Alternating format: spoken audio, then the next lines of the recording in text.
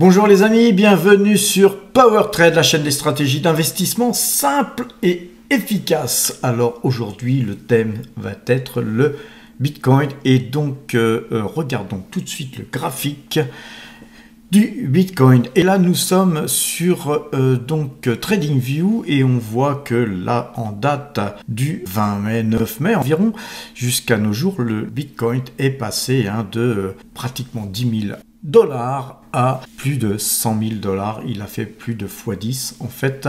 Et donc, analysons graphiquement où peut-il aller pour commencer. Et après, on ira voir les raisons de pourquoi pourrait-il aller plus loin. Premièrement, on voit ici là une figure en tasse et anse. Je pense que je vous en avais parlé dans une de mes dernières vidéos et que une tasse et anse, quand on casse la ligne de coup là ici, eh bien qu'est-ce qu'on peut observer? Eh bien évidemment c'est la hausse.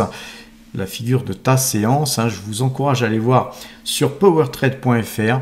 la vidéo que j'ai faite, que vous trouverez dans la rubrique apprendre concernant la figure de ta séance. Donc l'objectif normalement de cette figure ta séance nous amène sur, puisqu'on prend la distance, l'équidistances que nous avons entre ces points là et ces points là et on les reporte ici, et donc en termes d'objectif on est plutôt sur les 133 000 dollars minimum, sachant qu'il y a souvent des excès dans les psychologies donc des investisseurs, car bien sûr tous ceux qui vont arriver tardivement sur cette zone là, ils vont arriver FOMO, ils vont acheter et il y aura certainement des prises de bénéfices dans cette zone là.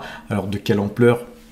Je ne peux pas vous dire, personne ne peut vous dire. D'ailleurs, va-t-on aller jusque-là? Je ne peux pas vous le dire, personne ne peut le dire.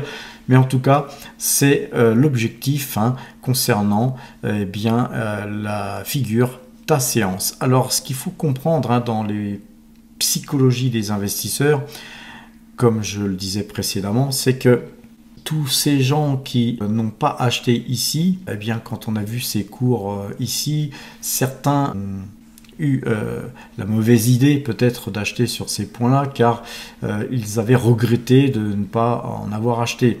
Donc un petit peu comme dans la configuration où si on allait jusqu'à ces points ici, ces gens-là ont acheté FOMO ici ou ici, et puis ensuite ça a dévalé la pente avec des... on va regarder avec le Matrix, on a eu une baisse d'environ...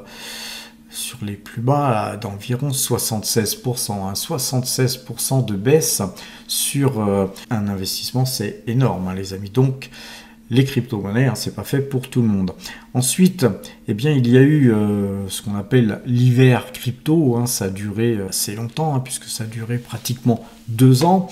Et puis reprise du Bitcoin assez forte, dirais-je, avec ces points-là qui ont été donc des points qui n'ont pas permis à la crypto-monnaie d'aller plus haut, puisqu'on est revenu chercher de la force, on est reparti, ce qui nous a permis là de dessiner ce canal haussier. Donc on est clairement dans un canal haussier sur le Bitcoin et globalement figure ta séance avec des objectifs qui sont, je dirais, partagés par tout le monde, pratiquement tout le monde dans le monde de la crypto, quand je parle des objectifs, pour ceux qui ont des objectifs raisonnables moyen terme, dirais-je, on est sur les 130, 140 000. Donc voilà, objectif partagé que je partage, mais il est quasiment certain que ce n'est qu'une première étape, car on va aller voir tout de suite pourquoi, mais le monde des cryptos s'embrase et le Bitcoin commence à assurer une légitimité envers tous ceux qui crachaient dessus. D'ailleurs, il y a déjà pas mal de temps, donc il y a un revirement de compréhension de cette crypto. Moi-même, on va aller voir les graphiques sur du plus long terme, et moi-même j'ai refusé d'acheter du Bitcoin à 50 dollars quand mon ami et associé Gilles Lerat m'avait fortement conseillé de le faire. Effectivement, j'aurais dû l'écouter à ce moment-là. Et par contre, moi j'ai acheté ici sur ce break, quand on a cassé ses plus hauts sur les 10 000 dollars. Puis ensuite, je n'ai fait que d'encourager quelque part à regarder cette crypto-monnaie car je sentais, moi déjà à cette époque, c'était en 2020, que beaucoup de gens avaient retourné leur veste, hein, si je puis dire, et j'en faisais partie en me disant, moi à l'époque, quand on m'avait proposé d'investir sur le Bitcoin, alors qu'on ne savait pas qui était le créateur, je me suis dit c'est une fumisterie, une escroquerie, et puis petit à petit, eh bien, j'ai changé d'avis, et puis tardivement, effectivement, j'ai acheté sur la zone des un petit peu avant 10 000 $, mais on va dire en moyenne sur 10 000 $.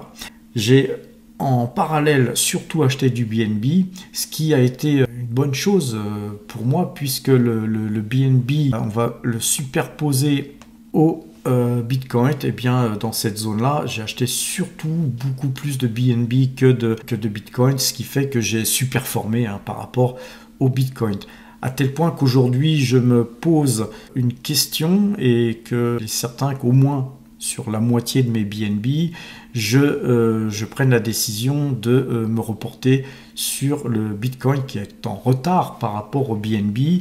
Et voilà, donc peut-être que même je pourrais opter sur ce revirement stratégique sur la totalité de mes BNB et de passer complètement en Bitcoin. D'ailleurs, je vais certainement abandonner l'Ether pour me concentrer uniquement sur le Bitcoin.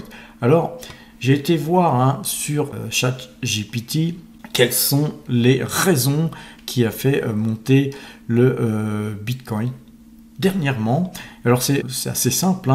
L'approbation des bitcoins au comptant, l'optimisme autour de l'approbation prochaine d'ETF Bitcoin aux États-Unis, en particulier celui de BlackRock, a stimulé le marché. Donc effectivement, quand on a des opérateurs tels que BlackRock et d'autres qui investissent massivement dans le Bitcoin, et ben forcément, vu que c'est un actif limité, ben forcément ça fait monter les cours, voire ça les fait exploser. Alors l'adoption des institutionnels comme BlackRock, encore une fois, a joué un rôle clé. Donc effectivement, de plus en plus de banquiers proposent dans leur panel d'investissement des investissements donc Bitcoin. Et pas que, d'ailleurs, puisqu'on parle aussi de TH et puis d'autres crypto-monnaies. Alors, le halving, lui aussi, a aidé, bien sûr, a aidé à la hausse du Bitcoin. Et donc, effectivement, les mineurs ont un rôle essentiel dans cette crypto-monnaie. Quatrième point, c'est les conditions macroéconomiques favorables, les prévisions de baisse des taux d'intérêt, etc., etc. Et donc on voit qu'il y a une corrélation là aujourd'hui entre la banque de réserve américaine et les cryptos, et notamment surtout le Bitcoin.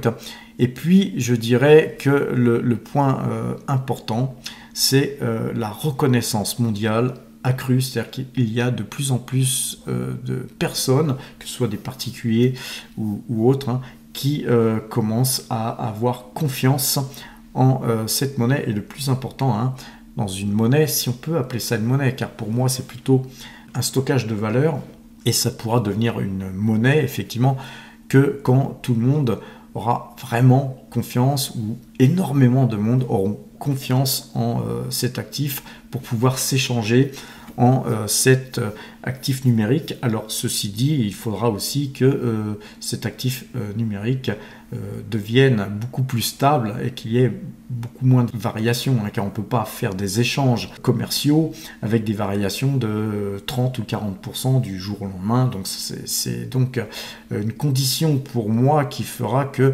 effectivement cette crypto-monnaie sera assise sur la confiance, et confiance dans le monde entier. Et ça, c'est un point très important, confiance dans le monde entier. Donc, mis à part l'or, aujourd'hui, il n'y a que le Bitcoin qui puisse donc nous procurer cette confiance de pouvoir échanger sans qu'une banque centrale quelconque imprime plus de billets que nécessaire, ou sans qu'une banque centrale ou un gouvernement fasse en sorte d'interdire les échanges entre telle et telle personne, puisque voilà, on n'aime pas cette personne-là, ou qu'on n'aime pas la politique de ce pays-ci. Et donc effectivement, c'est pourquoi par exemple la Russie échange beaucoup plus en or et en Bitcoin, et donc tout ça fait effectivement monter cet actif.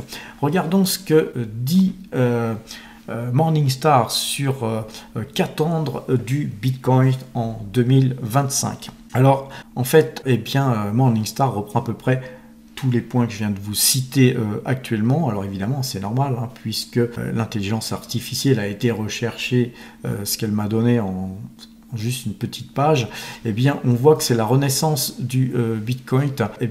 C'est l'oubli de l'hiver cryptographique qui a été donc de 2021 à 2022 et qui ne semble plus qu'un lointain souvenir.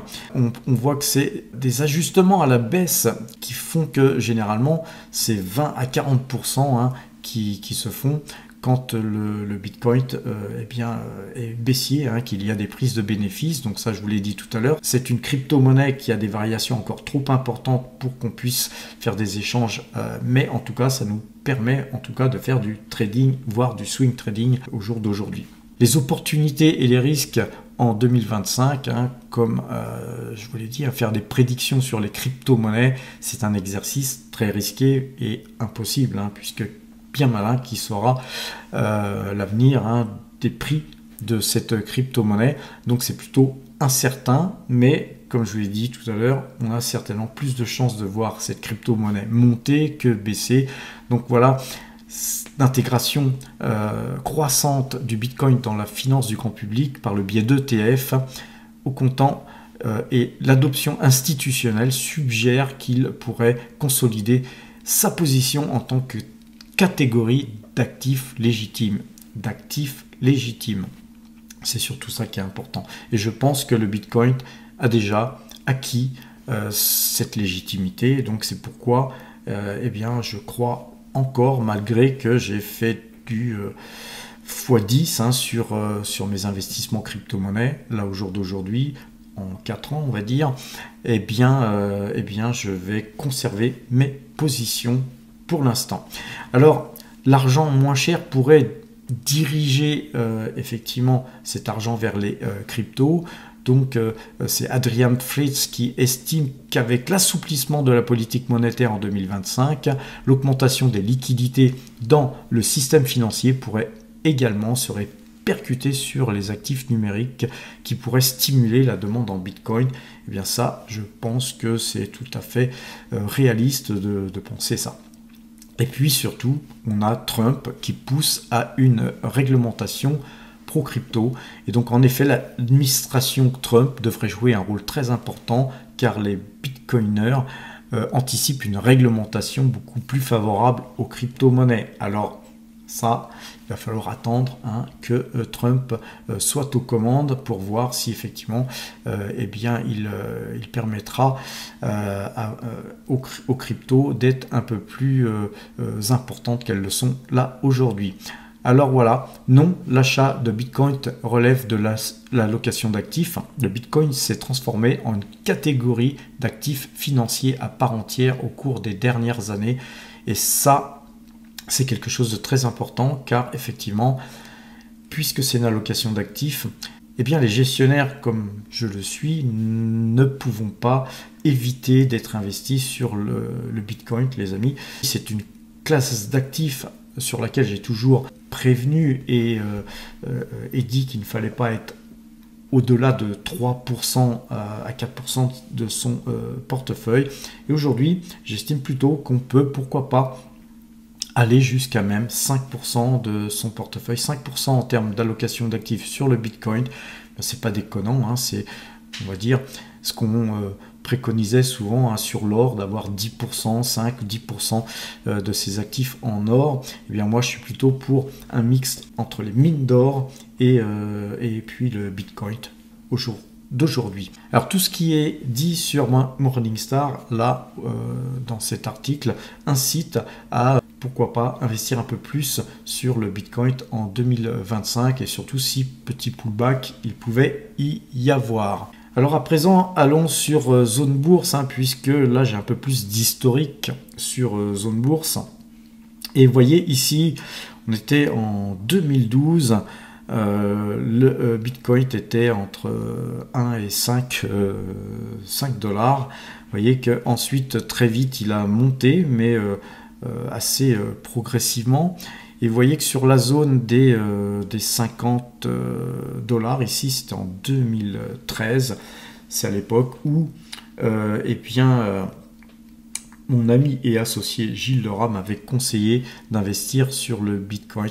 Malheureusement, je ne l'ai pas écouté. Et vous voyez que ensuite, d'année en année, eh bien, il y a eu des hauts et des bas. Hein. Et là, on voit qu'il y a eu entre 2013 et 2014, 2015 même, eh bien, un petit hiver sur le Bitcoin. Et puis ensuite, il est reparti de plus belle. Et puis, il a franchi les 600 dollars, 1000 dollars, 2000 dollars pour culminer sur les 13 000 dollars ici. Il y a eu ensuite encore un hiver crypto et c'est là que moi, j'ai commencé à investir en 2020. C'était ici, quand la valeur avait ici recassé ce trend ici. Eh bien, j'avais acheté, c'était ce trend ici sur les 9900 dollars, quelque chose comme ça.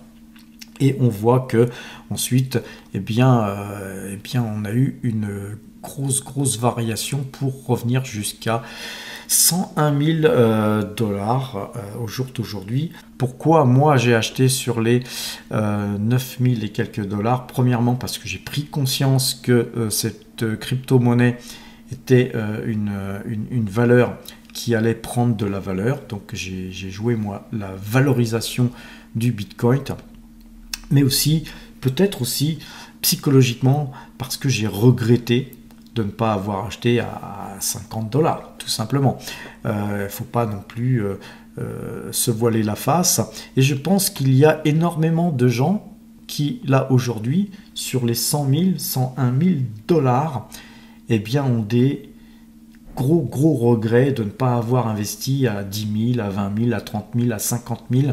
Beaucoup attendaient des retracements beaucoup plus importants. Beaucoup de gens ne croyaient pas du tout en cette crypto-monnaie. Et beaucoup de gens vont sur les 100 000, certainement sur les 130 000 dollars, faire comme je l'ai fait à 10 000, se dire, eh bien, pourquoi pas moi ? Et pourquoi ne pas investir dans cette crypto-monnaie qui visiblement a de l'avenir, puisque beaucoup parlent du million de dollars, les amis.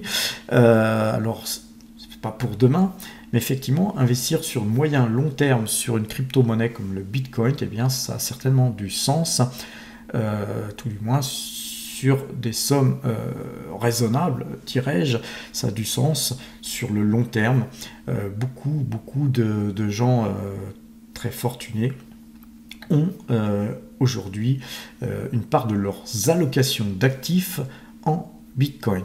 Donc voilà, moi ce que je pense du Bitcoin, ce que je vais faire, c'est que je vais transformer je vais donc vendre mes BNB progressivement ou à un moment donné pour acquérir du Bitcoin et me polariser, faire focus sur cette crypto-monnaie. Et donc voilà moi ce que je vais faire sur cette allocation d'actifs que je vais conserver. Alors avant de nous quitter les amis, regardons cette nouvelle chaîne Matière à Profit que j'ai donc avec Gilles Lerat sous l'impulsion et la demande de mon ami et associé Gilles Lerat. Une nouvelle chaîne qui a été créée qui s'appelle Matière à Profit. Le lien est en description. Je vous encourage à aller voir cette chaîne. On parlera certainement du Bitcoin aussi sur cette chaîne, car Matière à Profit, c'est surtout sur les mines d'or, etc. Mais voilà, le Bitcoin, c'est aussi les mineurs, et donc il y aura forcément à un moment donné aussi des vidéos qui seront axées sur le Bitcoin. Mais pour l'instant, nous n'avons que 2 vidéos en ligne. Très bientôt, il y aura une 3e et une 4e. Et puis voilà, on aura un rythme moins soutenu que sur PowerTrade. Ce sera plutôt une vidéo toutes les semaines ou tous les 10 jours. Mais voilà, une chaîne YouTube vraiment axée sur l'or, sur les mines d'or, sur les matières premières. Une chaîne en français.